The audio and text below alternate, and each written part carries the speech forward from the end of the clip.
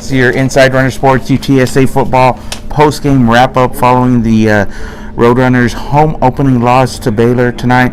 Jerry, the Roadrunners looked good at times, much improved over last week. Just couldn't make enough plays to get over the hump tonight.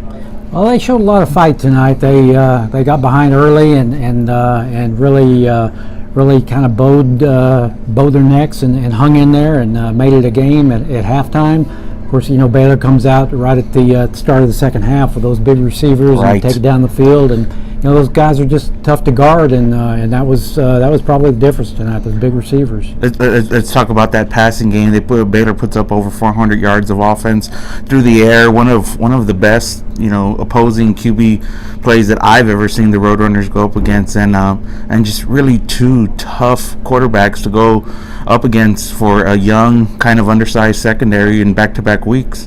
That's what I say. I'm not sure how to assess the secondary because, like you say, the physicality of the receivers that they've seen in these first 2 weeks is just off the charts. Right. I mean, the guy last week was an All-American, and these two guys tonight were not too far behind. So I think those corners and the DBs are working hard out there, but they're just a little overmatched right now.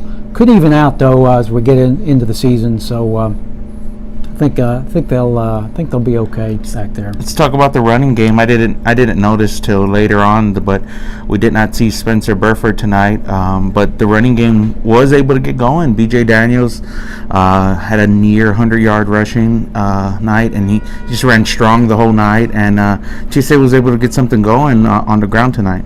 Yeah, I talked to BJ a little bit one-on-one in the locker room just a minute ago, and I think he's really taken this expanded role to heart. He is trying to lead as best he can out there, and the kid, the fight that he showed down there on the 2-yard line when they had him stopped up with about 2 or 3 players, and he kept churning and pushed it on in the end zone. I think he's going to be having a good year from this point forward. Just really like the fight in that kid. The Roadrunners played better. Coach Wilson doesn't believe in moral victories, so his mood seemed a little upbeat considering they were in this thing late, which was kind of surprising, don't you think? I do. I mean, I'm encouraged by the way they played today. I really am, because, like I say, they were playing hard. Right. And I just think that they were just overmatched in some key areas, and that's going to be tough. It's going to be hard to beat a team this year. I mean, you got 2 6'3", 6'4" receivers that can run like that. It's going to be hard to beat those teams. Yep. But I think they did well today. I really thought they made some strides, and Cordell's settling in a little bit, and so I'm thinking they're headed in the right direction. Let's talk about Cordell for just a moment. He looked real calm today. Kind of, I think the Cordell Grundy that we thought we'd see week 1 got into a little bit of a rhythm there. He looked pretty good. I mean, if you just take away that one interception to start the game, I think he played as good as you could expect, considering he's fairly new to this system, to the offense, and I mean, he looked like a quality Division I quarterback tonight. Yeah, Cordell is going to be fine. I think he's kind of getting the hang of it here.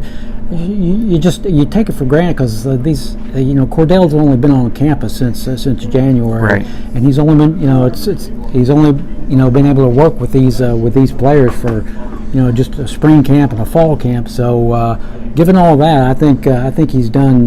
He did really well out there today. I thought he just like I say, managed the team. Didn't after the one mistake, he didn't turn it over again. So I think he's going to be okay. Were you surprised we didn't see DJ tonight? Not really. I thought they had to let Cordell sort of get a game in by himself just to see what he could do.